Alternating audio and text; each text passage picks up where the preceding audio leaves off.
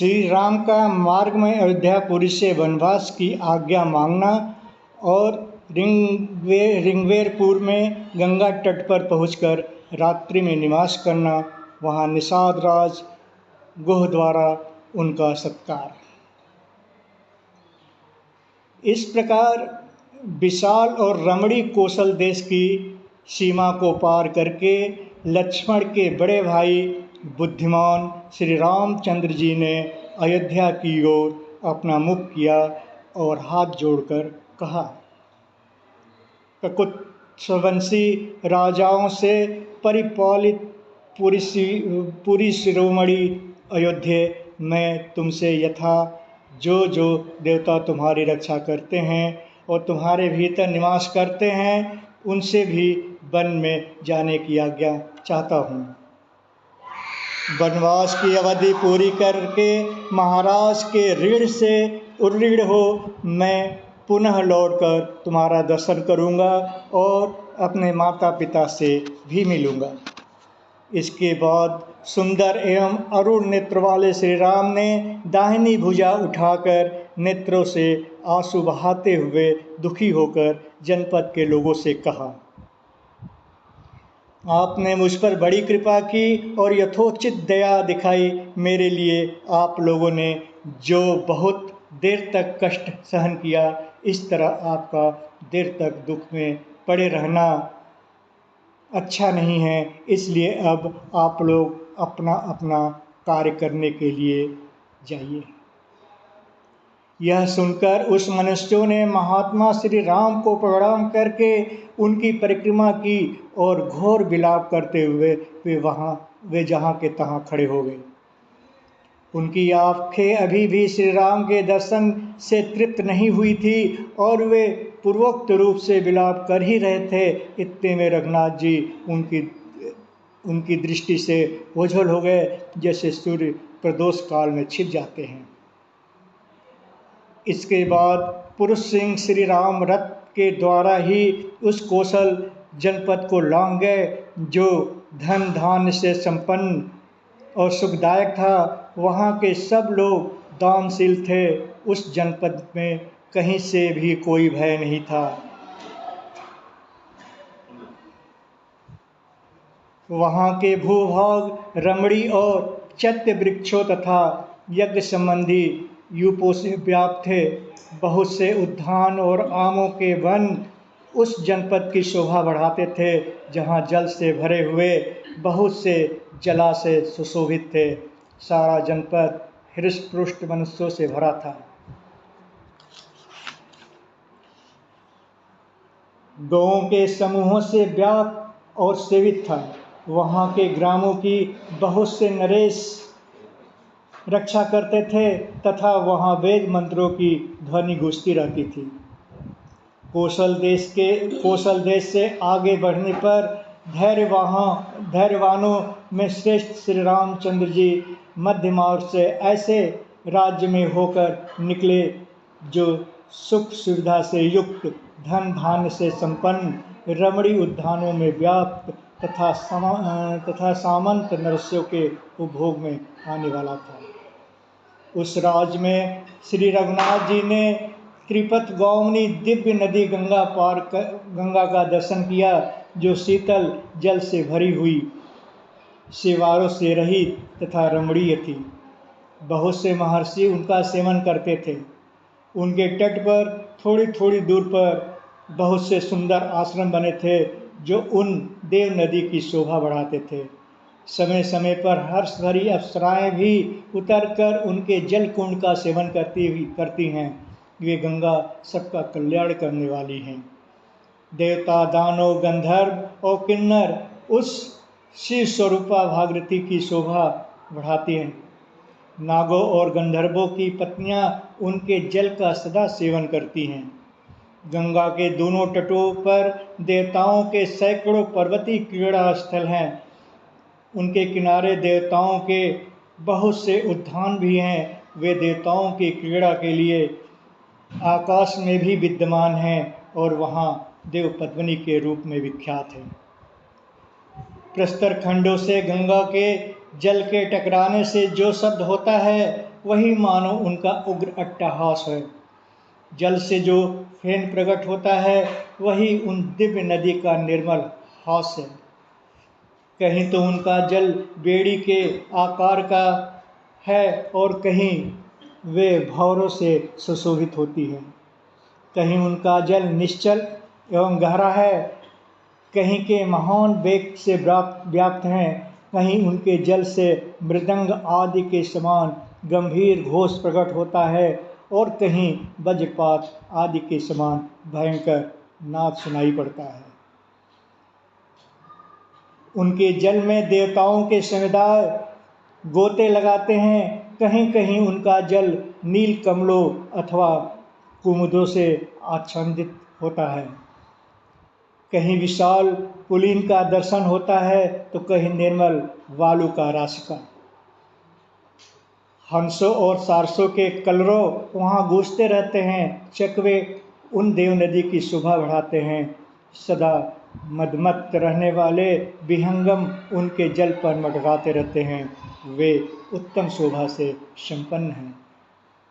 कहीं तटवर्ती वृक्ष मालाकार होकर उनकी शोभा बढ़ाते हैं तो कहीं उनका जल खिले हुए उत्पलों से आच्छादित है और कहीं कमल वनों से व्याप्त।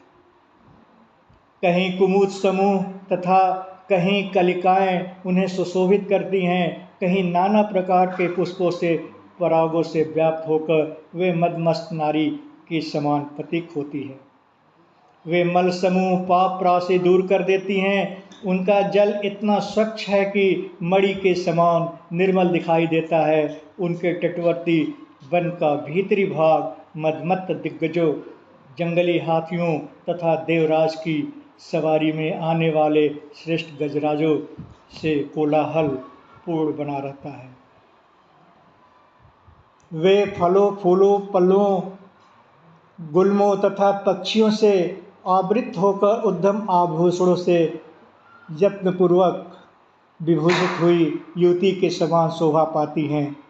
उनका प्राकट्य भगवान विष्णु के चरणों से हुआ है। उनमें पाप का लेश भी नहीं है। वे दिव्य नदी गंगा जीवों के समस्त पापों का नाश कर देने वाली हैं। उनके जल में सूस, घड़ियाल और सर्प निवास करते हैं। सगर वंशी राजा भगीरथ के तपोमय तेज से, जिनका शंकर जी से जटाजूट से अवतरण हुआ था, जो समुद्र की रानी हैं तथा जिनके निकट सारस और क्रोच पक्षी कलरव करते रहते हैं, उन्हीं देव नदी गंगा के पास महाबाहु श्री राम जी पहुँचे। गंगा जी की वह धारा श्रृंगेश्वरपुर में बह रही थी। जिनके आवर्त भंवरे लहरों से व्याप्त थे, उन गंगा जी का दर्शन करके महारथी श्री राम ने सारथी सुमंत्र से कहा, सूत आज हम लोग यहीं रहेंगे। सारथे गंगा जी के समीप ही जो यह बहुत से फूलों और नए नए पल्लों से सुशोभित महान इंदिका वृक्ष है, इसी के नीचे आज रात हम निवास करेंगे। जिनका जल देवताओं, मनुष्यों, गंधर्वों, सर्पों, पशुओं तथा पक्षियों के लिए भी समादरणीय हैं, उन कल्याण स्वरूपा सरताओं में श्रेष्ठ गंगा जी का भी मुझे यहाँ से दर्शन होता रहेगा। तब लक्ष्मण और सुमंत्र जी भी श्री राम जी से बहुत अच्छा कहकर अश्वों द्वारा उस इंदुगी वृक्ष के समीप गए। उस रमणी वृक्ष के पास पहुंचकर इक्ष्वाकुनंदन श्री राम अपनी पत्नी सीता और भाई लक्ष्मण के साथ रथ से उतर गए। फिर सुमंत्र ने भी उतरकर उत्तम घोड़ों को खोल दिया और वृक्ष की जड़ पर बैठे हुए श्री राम जी के पास जाकर वे हाथ जोड़कर खड़े हो गए। श्रृंगवेरपुर में गुह नाम का राजा राज्य करता था। वो श्री रामचंद्र जी का प्राणों के समान प्रिय मित्र था। उनका जन्म निषाद कुल में हुआ था। वो शारीरिक शक्ति और सैनिक शक्ति की दृष्टि से भी बलवान तथा वहाँ के निषादों का सुविख्यात राजा था। उसने जब सुना कि पुरुष सिंह राम मेरे राज्य में पधारे हैं, तब वो बूढ़े मंत्रियों और बंधु बांधवों से घिरा हुआ वहां आया। निषाद राज को दूर से आया देख रामचंद्र जी लक्ष्मण के साथ आगे बढ़कर उनसे मिले। श्री रामचंद्र जी को वक्कल आदि धारण किए देख गुह को बड़ा दुख हुआ। उसने श्री रघुनाथ जी को हृदय से लगाकर कहा, श्री राम, आपके लिए जैसे अयोध्या का राज्य है उसी प्रकार यह राज्य भी है। बताइए मैं आपकी क्या सेवा करूं? महाबाहो, आप जैसा प्रिय अतिथि किसको सुलभ होगा।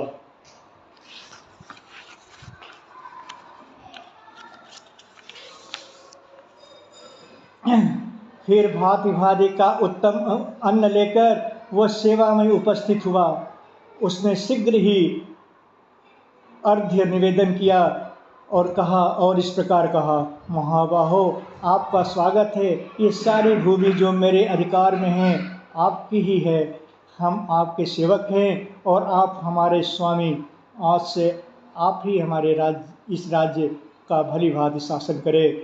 यह भक्ष्य अन्न आदि, भोज, खीर आदि, पेन, पानकरस आदि तथा लेहा चटनी आपकी सेवा में उपस्थित है, इसे स्वीकार करें। ये उत्तमोत्तम सैयाएँ हैं तथा आपके घोड़ों के खाने के लिए चने और घास आदि भी प्रस्तुत है। ये सब सामग्री ग्रहण करें। गुह के ऐसा कहने पर श्री रामचंद्र ने उसे इस प्रकार उत्तर दिया, सखे, तुम्हारे यहाँ तक पैदल आने का स्नेह दिखाने से ही हमारा सदा के लिए भली भांति पूजन स्वागत सत्कार हो गया। तुमसे मिलकर हमें बड़ी प्रसन्नता हुई। फिर श्री राम ने अपनी दोनों गोल मोल भुजाओं से गुह का अच्छी तरह आलिंगन करते हुए कहा, सौभाग्य की बात है कि मैं आज तुम्हें बंधु बांधवों के साथ स्वस्थ और सानंद देख रहा हूँ। बताओ, तुम्हारे राज्य में मित्रों के यहाँ तथा वनों में सर्वत्र कुशल तो है? तुमने प्रेमवश यह जो कुछ सामग्री प्रस्तुत की है इसे स्वीकार करके मैं तुम्हें वापस ले जाने की आज्ञा देता हूँ, क्योंकि इस समय दूसरों की दी हुई कोई भी वस्तु में ग्रहण नहीं करता, अपने उपयोग में नहीं लाता। वक्कल और मृग चर्म धारण करके फल मूल का आहार करता हूँ और धर्म में स्थित रहकर तापस वेश में वन के भीतर ही विचरता हूँ। इन दिनों तुम मुझे इसी नियम में स्थित जानो। इस सामग्रियों में जो घोड़ों के खाने पीने की वस्तु है उसी की इस समय मुझे आवश्यकता है, दूसरी किसी वस्तु की नहीं। घोड़ों को खिला पिला देने मात्र से तुम्हारे द्वारा मेरा पूर्ण सत्कार हो जाएगा। ये घोड़े मेरे पिता महाराज दशरथ को बहुत प्रिय हैं। इनके खाने पीने का सुंदर प्रबंध कर देने से मेरा भली भांति पूजन हो जाएगा। तब गुह ने अपने सेवकों को उसी समय यह आज्ञा दी कि तुम घोड़ों के खाने पीने के लिए आवश्यक वस्तुएं शीघ्र ला कर दो। तत्पश्चात वक्कल का उत्तरी वस्त्र धारण करने वाले श्री राम ने सायंकाल की संध्योपासना करके भोजन के नाम पर स्वयं लक्ष्मण का लाया हुआ केवल जल मात्र ही पी लिया। फिर पत्नी सहित श्री राम भूमि पर तृण की सैया पर बिछाकर सोए। उस समय लक्ष्मण उनके दोनों चौड़ों को धो पोंछ कर वहाँ से कुछ दूर हटाए और एक वृक्ष का सहारा लेकर बैठ गए। गुह भी सावधानी के साथ धनुष धारण करके सुमंत्र के पास बैठकर सुमित्रा कुमार लक्ष्मण से बातचीत करता हुआ श्री राम की रक्षा के लिए रात भर जागता रहा। इस प्रकार सोए हुए यशस्वी मनस्वी दशरथ नंदन महात्मा श्री राम की, जिन्होंने कभी दुख नहीं देखा था तथा जो सुख भोगने के ही योग्य थे, वह रात उस समय नींद न आने के कारण बहुत देर के बाद व्यतीत हुई। निषाद राज गुह के समक्ष लक्ष्मण का विलाप। लक्ष्मण को अपने भाई के लिए स्वाभाविक अनुराग से जागते देख निषाद राज को बड़ा संताप हुआ। उसने रघुकुल नंदन लक्ष्मण से कहा, तात राजकुमार तुम्हारे लिए यह आराम देने वाली सैया है, इस पर सुखपूर्वक सोकर भली भांति विश्राम कर लो। यह मैं सेवक तथा इसके साथ के सब लोग वनवासी होने के कारण सब प्रकार के क्लेश सहन करने के योग्य हैं, क्योंकि हम सबको कष्ट सहने की अभ्यास है, परंतु तुम सुख में ही पले हो, अतः उसी के योग्य हो, इसीलिए सो जाओ। हम सब लोग श्री रामचंद्र जी की रक्षा के लिए रात भर जागते रहेंगे। मैं सत्य की ही शपथ खाकर तुमसे सत्य कहता हूँ कि इस भूतल पर मुझे श्री राम से बढ़कर प्रिय दूसरा कोई नहीं है। इन रघुनाथ जी के प्रसाद से ही मैं इस लोक में महान यश, विपुल धर्म, लाभ तथा प्रचुर अर्थ एवं भोग्य वस्तु पाने की आशा करता हूँ। अतः मैं अपने बंधु बांधवों के साथ हाथ में धनुष लेकर सीता सहित सोए हुए प्रिय सखा श्री राम की सब प्रकार से रक्षा करूँगा। इस वन में सदा विचरते रहने के कारण मुझसे यहाँ की कोई बात छिपी नहीं है। हम लोग यहाँ शत्रु की अत्यंत शक्तिशालिनी विशाल चतुरंगड़ी सेना को भी अनायास ही जीत लेंगे। यह सुनकर लक्ष्मण ने कहा, निष्पाप निषाद राज, तुम धर्म पर ही दृष्टि रखते हुए हमारी रक्षा करते हो, इसलिए इस स्थान पर हम सब लोगों के लिए कोई भय नहीं है। फिर भी जब महाराज दशरथ के श्रेष्ठ पुत्र सीता के साथ भूमि पर शयन कर रहे हैं, तब मेरे लिए उत्तम शैया पर सोकर नींद लेना, जीवन धारण के लिए स्वादिष्ट अन्न खाना तथा दूसरे सुखों को भोगना कैसे संभव हो सकता है। देखो, संपूर्ण देवता और असुर मिलकर भी युद्ध में जिनके वेग को नहीं सह सकते, वे ही श्री राम इस समय सीता के साथ तिनकों के ऊपर सुख से सो रहे हैं। गायत्री आदि मंत्रों के जप, कृच्छ चांद्रारण आदि तप तथा नाना प्रकार के पराक्रम यज्ञानुष्ठान आदि प्रयत्न करने से जो महाराज दशरथ को अपने समान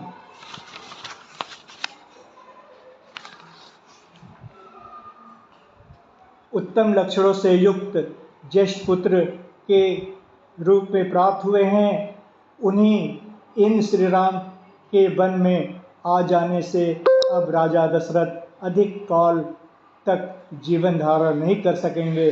जान पड़ता है निश्चय ही यह पृथ्वी अब शीघ्र विधवा हो जाएगी। तात रनिवास की स्त्रियां बड़े जोर से आर्तनाद करके अधिक श्रम के कारण अब चुप हो गई होंगी। मैं समझता हूँ राजभवन में हाहाकार और चित्कार अब शांत हो गया होगा। महारानी कौशल्या, राजा दशरथ तथा मेरी माता सुमित्रा, ये सब लोग आज की रात तक जीवित रहेंगे या नहीं, मैं यह नहीं कह सकता। शत्रुघ्न की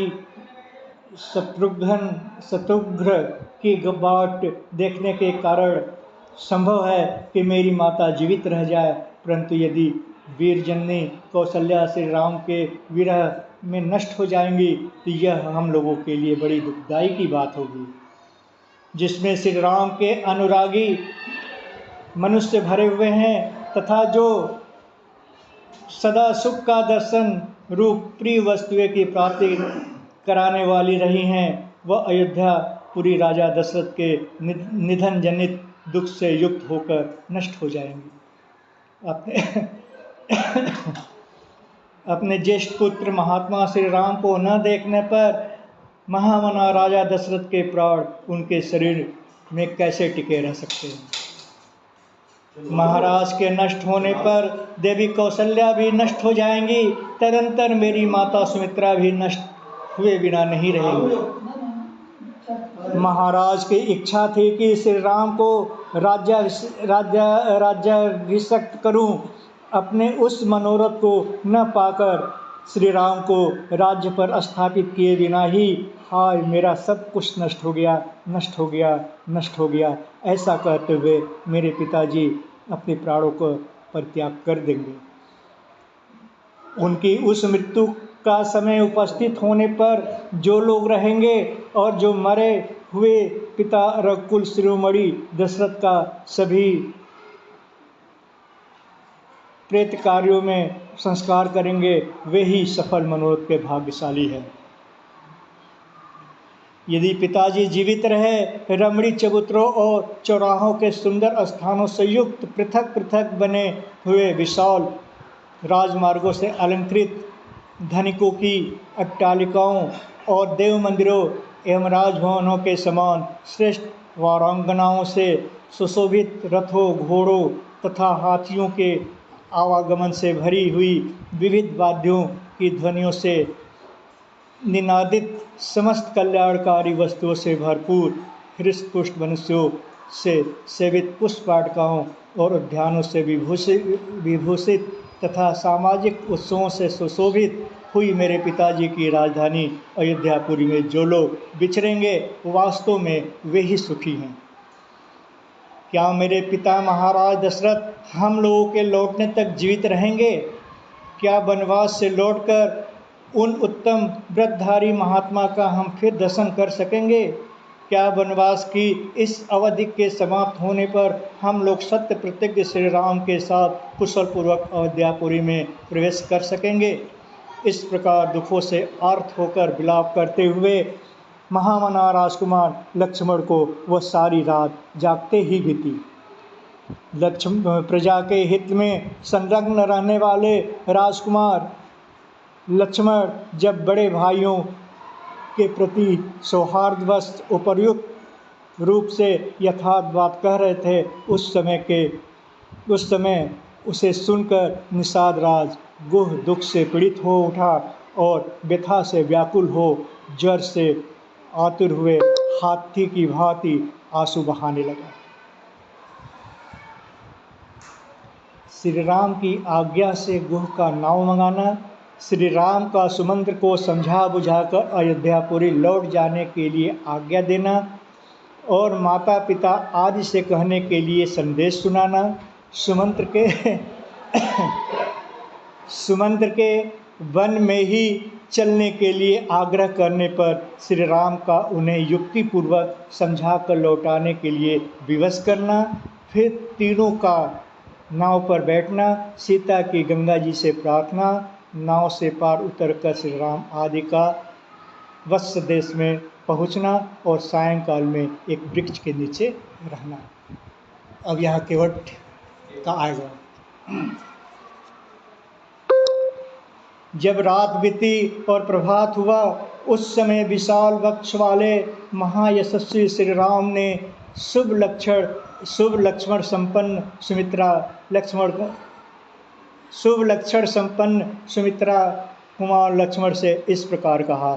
तात भगवती रात्रि व्यतीत हो गई, अब सूर्योदय का समय आ पहुँचा है। वह अत्यंत काले रंग का पक्षी कोकिल कुहू कुहू बोल रहा है।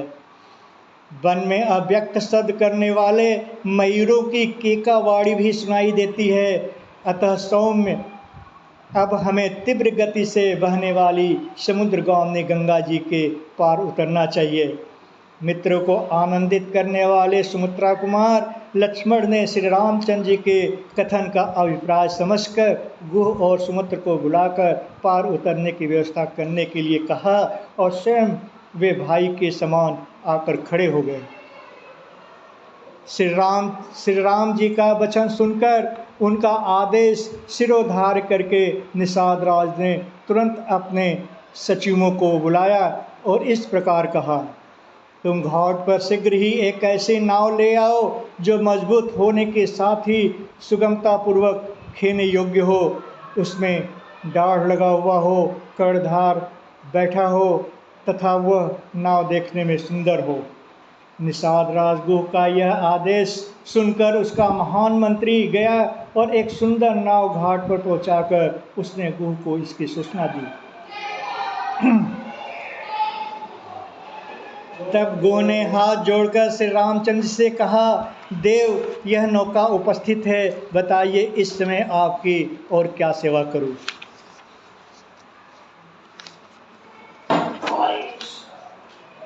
देव कुमार के समान तेजस्वी तथा उत्तम व्रत का पालन करने वाले पुरुष सिंह श्री राम समुद्रगामी गंगा नदी को पार करने के लिए अपनी सेवा में यह नाव आ गई।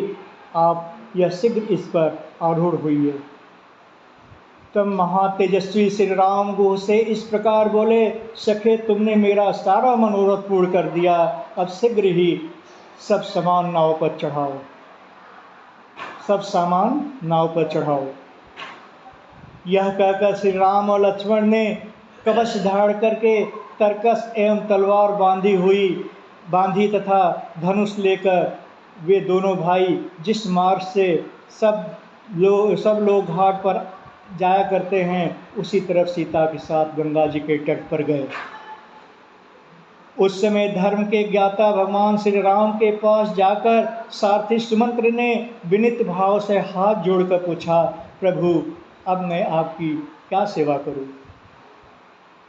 तब दशरथ नंदन श्री राम ने सुमंत्र को उत्तम दाहिने हाथ में स्पर्श करते हुए कहा, सुमंत्र जी, आप शीघ्र ही पुनः महाराज के पास लौट जाइए और वहाँ सावधान होकर रहिए। उन्होंने फिर कहा, इतनी दूर तक महाराज की आज्ञा से मैंने रथ द्वारा यात्रा की है, अब हम लोग रथ छोड़कर पैदल ही महान वन की यात्रा करेंगे, अतः आप लौट जाइए। अपने को घर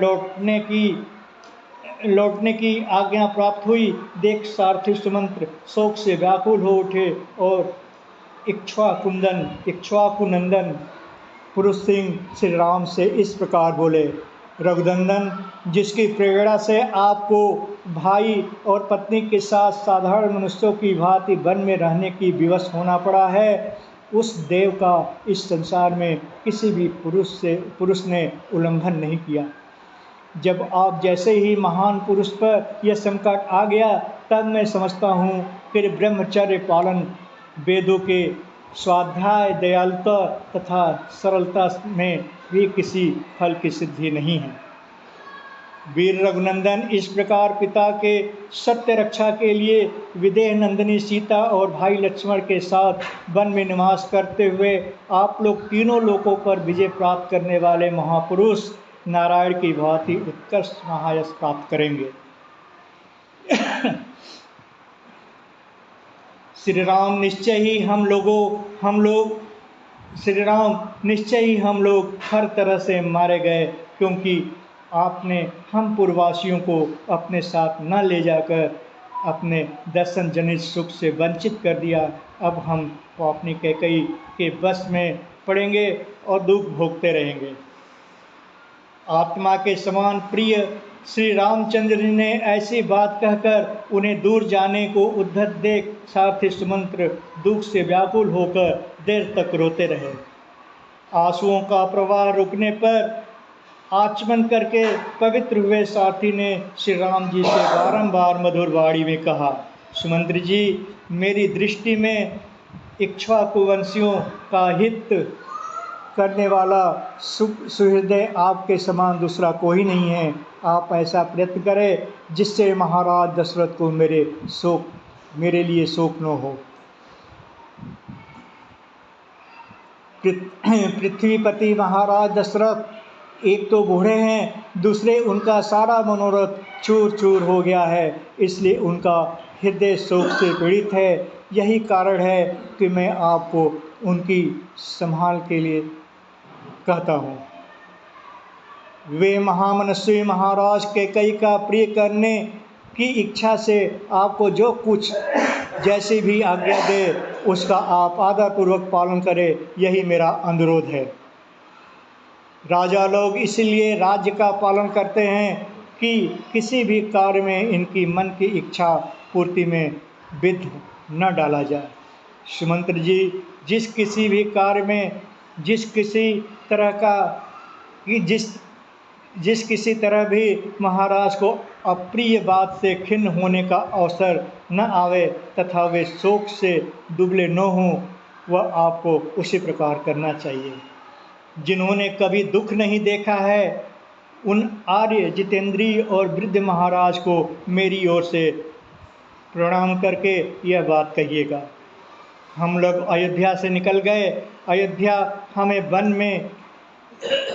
हम लोग अयोध्या से निकल गए अथवा हमें वन में ही रहना पड़ेगा। इस बात को लेकर न तो मैं कभी शोक करता हूँ और न लक्ष्मण ही इसका शोक है।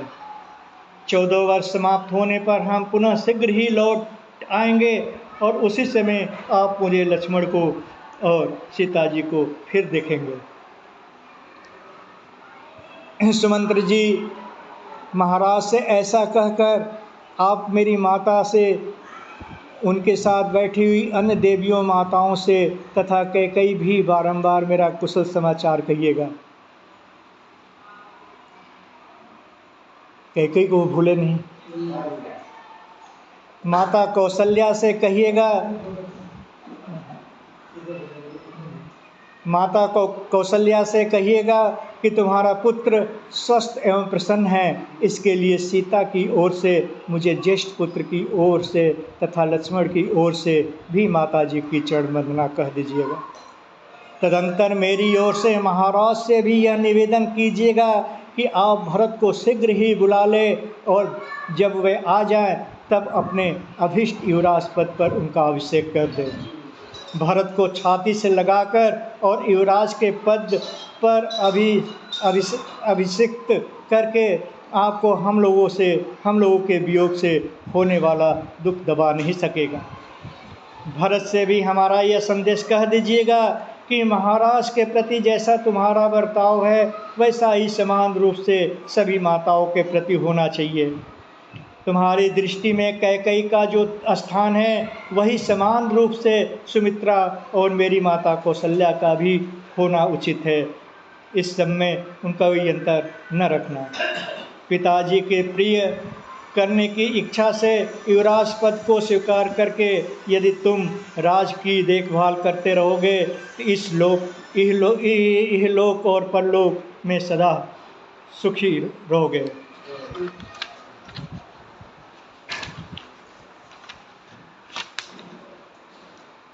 श्री राम जी ने सुमंत्र को लौटाते हुए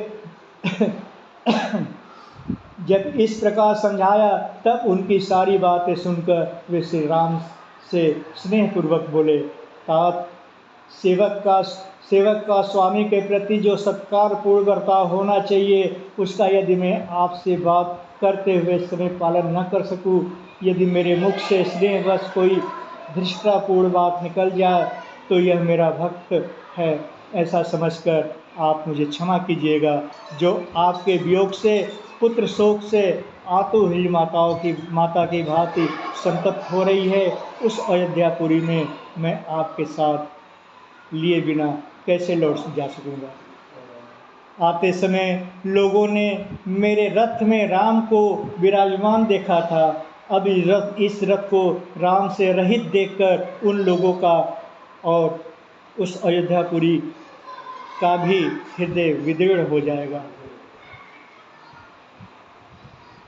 जैसे युद्ध में अपने स्वामी वीर रथी के मारे जाने पर जिसमें केवल सारथी शेष रह गया हो, ऐसे रथ को देखकर उनकी अपनी सेना अत्यंत दयनीय अवस्था में पड़ जाती है। उसी प्रकार मेरे इस रथ को आपसे सुना देखकर सारी अयोध्या नगरी दीन दशा को प्राप्त हो जाएगी।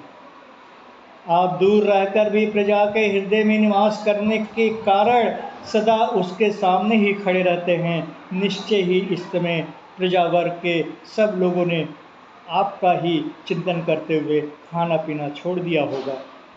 श्री राम जिस समय आप वन को आने लगे उस समय आपके शोक में व्याकुल चित्त हुई प्रजा जैसा आर्तनाद एवं क्षोभ प्रकट किया था, उससे तो आपने देखा ही होगा। आपके अयोध्या से निकलते समय पूर्ववासियों ने जैसा आर्तनाद किया था, आपके बिना मुझे खाली रथ लिए लौटा देख उसे भी 100 गुना हाहाकार करेंगे। क्या मैं महारानी कौशल्या से जाकर कहूँगा कि मैंने आपके बेटे को मामा के घर पहुंचा दिया है, इसलिए आप संताप न करें। यह बात प्रिय होने पर भी असत्य है, अतः ऐसा असत्य वचन भी मैं कभी नहीं कह सकता। फिर यह अप्रिय सत्य भी कैसे सुना सकूँगा कि मैं आपके पुत्र को वन में ही पहुँचाया। ये उत्तम घोड़े मेरी आज्ञा के अधीन रहकर आपके बंधुजनों का भार वहन करते हैं। आपके बंधुजनों से हीन रथ का ये वहन नहीं करते। ऐसी दशा में आपसे सुने रथ को ये कैसे खींच सकेंगे। अतः निष्पाप रघुनंदन, अब मैं आपके बिना अयोध्या लौटकर नहीं जा सकूंगा। मुझे भी वन में चलने की आज्ञा दीजिए। यदि इस तरह याचना करने पर भी आप मुझे त्याग ही देंगे तो मैं आपके द्वारा परित्यक्त होकर यहाँ रथ सहित अग्नि में प्रवेश कर जाऊंगा। रघुनंदन, वन में आपकी तपस्या में विघ्न डालने वाले जो जो जंतु उपस्थित होंगे, मैं इस रथ के द्वारा उन सबको दूर भगा दूंगा। श्री राम, आपकी कृपा से मुझे आपको रथ पर बिठाकर यहाँ तक लाने का सुख प्राप्त हुआ। अब आपके ही अनुग्रह से मैं आपके साथ वन में रहने का सुख भी पाने की आशा चाहता हूँ। आप प्रसन्न होकर आज्ञा दीजिए। मैं वन में आपके पास ही रहना चाहता हूँ। मेरी इच्छा है कि आप प्रसन्नतापूर्वक कह दे कि तुम वन में ही मेरे साथ रहो। वीर, ये घोड़े भी यदि वन में रहते समय आपकी सेवा करेंगे तो इन्हें भी परम गति की प्राप्ति होगी। प्रभु, मैं वन में रहकर अपने सिर से सारे शरीर से आपकी सेवा करूंगा और इस सुख के आगे अयोध्या तथा देवलोक का भी सर्वथा त्याग कर दूंगा। जैसे सदाचारहीन प्राणी इंद्र की राजधानी स्वर्ग में नहीं प्रवेश कर सकता, उसी प्रकार आपकी बिना मैं अयोध्यापुरी में नहीं जा सकता। मेरी यह अभिलाषा है कि जब वनवास की अवधि समाप्त हो जाए तब फिर इसी रथ पर बिठाकर आपको अयोध्यापुरी ले चलूँ। वन में आपके साथ रहने से ये 14 वर्ष मेरे लिए 14 छड़ों के समान बीत जाएंगे, अन्यथा 1400 वर्षों के समान भारी जान पड़ेंगे। अतः भक्त वत्सल, आप मेरे स्वामी के पुत्र हैं।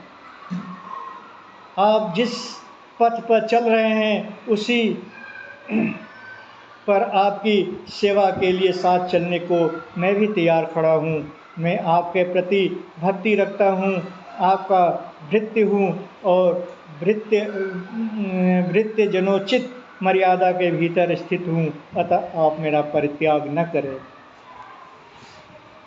इस तरह अनेक प्रकार से दीन वचन कहकर बारंबार याचना करने वाले सुमित्र ने सेवकों पर कृपा करने वाले श्री राम से इस प्रकार कहा। सुमंत्र जी, आप स्वामी के प्रति स्नेह रखने वाले हैं। मुझ में आपकी जो उत्कृष्ट भक्ति है उसे मैं जानता हूँ। फिर भी जिस कार्य के लिए मैं आपको यहाँ से अयोध्यापुरी भेज रहा हूँ उसे सुनिए। जब आप नगर को लौट जाएंगे तब आपको देखकर मेरी छोटी माता कैकेयी को यह विश्वास हो जाएगा कि राम वन को चले गए। इसके विपरीत यदि आप नहीं गए तो उन्हें संतोष नहीं होगा। मेरे वनवासी हो जाने पर भी वह धर्मपरायण महाराज दशरथ के प्रति मिथ्यावादी होने का संदेह करेंगी। ऐसा मैं नहीं चाहता। आपको भेजने में मेरा मुख्य उद्देश्य यही है कि मेरी छोटी माता कैकेयी भरत द्वारा सुरक्षित समृद्धशाली राज को हस्तगत कर दे। सुमंत्र जी, मेरा तथा महाराज का प्रिय करने के लिए आप अयोध्यापुरी को अवश्य पधारिए और आपको जिनके लिए जो संदेश दिया गया है वह सब वहाँ जाकर उन लोगों से कह दीजिए। ऐसा कहकर राम ने सुमित्र को बारंबार सांत्वना दी। इसके बाद उन्होंने बहुत से उत्साहपूर्वक यह युक्तियुक्त बात कही।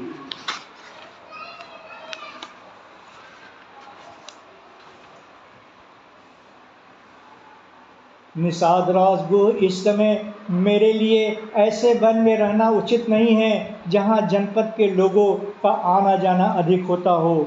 यह अवश्य मुझे निर्जन वन के आश्रम में ही वास करना होगा, जिसके लिए जटाधारण आदि आवश्यक विधि का मुझे पालन करना चाहिए।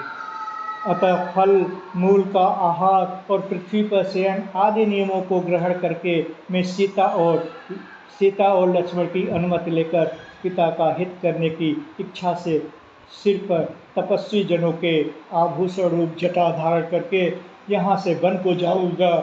मेरे केशों को जटा का रूप देने के लिए तुम बड़ का दूध ला दो। गुह ने तुरंत ही बड़ का दूध लाकर श्री राम को दिया। श्री राम ने उसके द्वारा लक्ष्मण की तथा अपनी जटाएं बनाई। महाबाहु पुरुष सिंह श्री राम तत्काल जटाधारी हो गए। उस समय वे दोनों भाई श्री राम लक्ष्मण वक्कल वस्त्र और जटा मंडल धारण करके ऋषियों के समान शोभा पाने लगे। तदंतर वानप्रस्थ मार्ग का आश्रय लेकर लक्ष्मण सहित राम ने वानप्रस्थोचित व्रत को ग्रहण किया। तत्पश्चात वे अपने सहायक गुह से बोले, निषाद राज, तुम सेना, खजाना, किला और राज्य का विषय में सदा सावधान रहना, क्योंकि राज्य की रक्षा का काम बड़ा कठिन माना गया है। गुह को इस प्रकार आज्ञा देकर उनसे विदा ले इक्ष्वाकुल नंदन श्री राम जी पत्नी और लक्ष्मण के साथ तुरंत ही वहाँ से चल दिए। उस समय उनके चित्त में तनिक भी व्याग्रता नहीं थी। नदी के तट पर लगी हुई नाव को देखकर इक्ष्वाकु नंदन श्री राम ने शीघ्रगामी गंगा नदी के पार जाने की इच्छा से लक्ष्मण को संबोधित करके कहा, पुरुष सिंह, यह सामने नाव खड़ी है, तुम मनस्विनी सीता को पकड़कर धीरे से उस पर बिठा दो, फिर स्वयं भी नाव पर बैठ जाओ।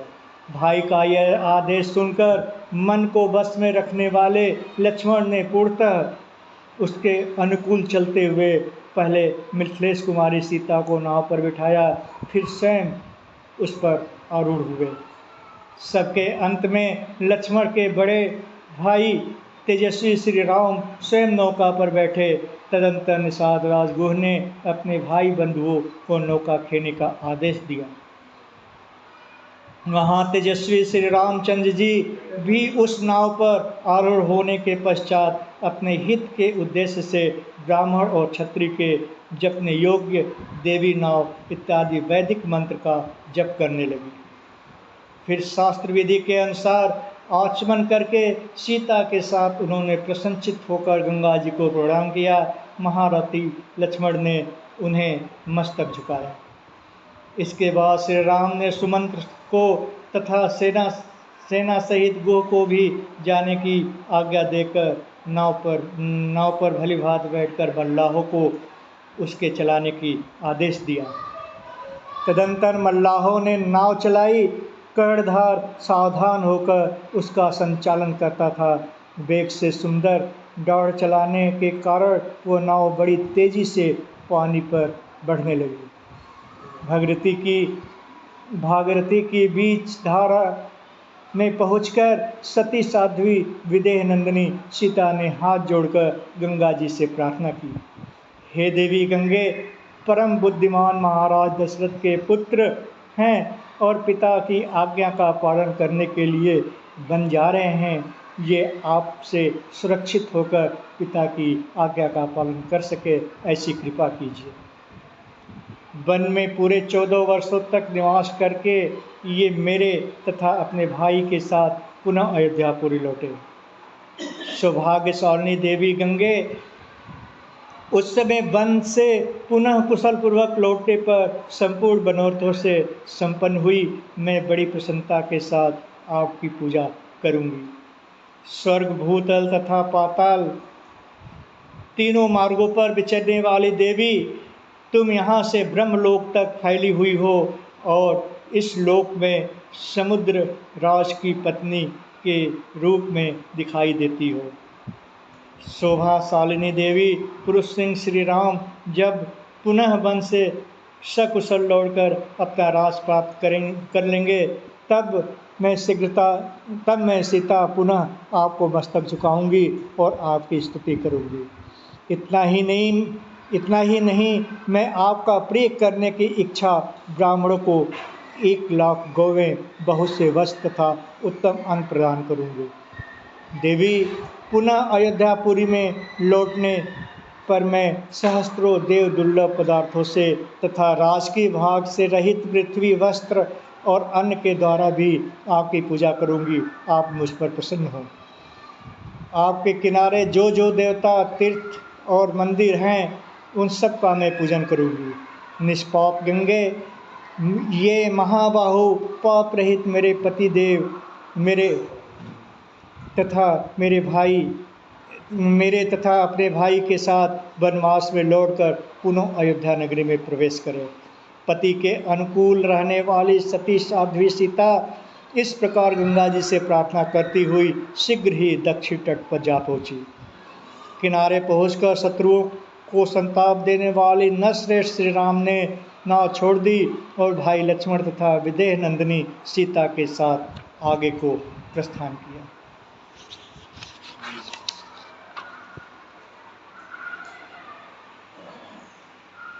तदंतर महाबाहु श्री राम सुमित्रा नंदन लक्ष्मण से बोले, सुमित्रा कुमार, अब तुम सजन या निर्जन वन में सीता की रक्षा के लिए सावधान हो जाओ। हम जैसे लोगों को निर्जन वन में नारी की रक्षा अवश्य करनी चाहिए, अतः तुम आगे आगे चलो। सीता तुम्हारे पीछे और मैं सीता की तथा तुम्हारी रक्षा करता हुआ सबसे पीछे चलूँगा। पुरुष प्रवर हम लोगों को एक दूसरे की रक्षा करनी चाहिए। अब तक कोई भी दुष्कर कार्य समाप्त नहीं हुआ है। इस समय से ही कठिनाइयों का सामना आरंभ हुआ है। आज विदेह कुमारी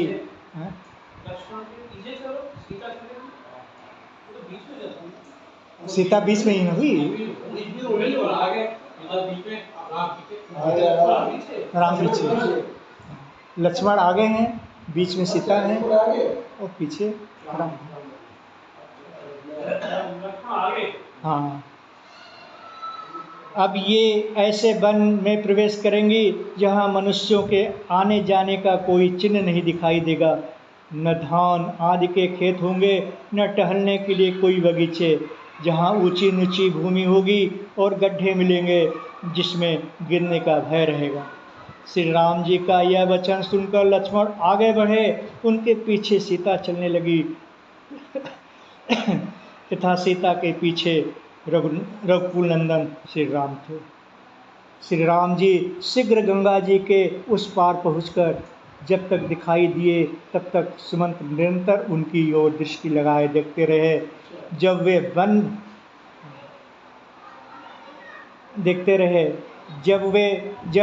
वन के मार्ग में बहुत दूर निकल जाने के कारण वे दृष्टि से ओझल हो गए, तब तपस्वी सुमंत्र के हृदय में बड़ी व्यथा हुई। वे नेत्रों से आंसू बहाने लगे।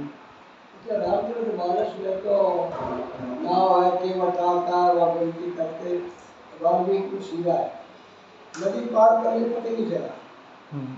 इसमें सुमंत्र लिखा हुआ है कि सुमंत्र। इसमें सुमंत्र। यहाँ सुमंत्र है। सुमंत्र है।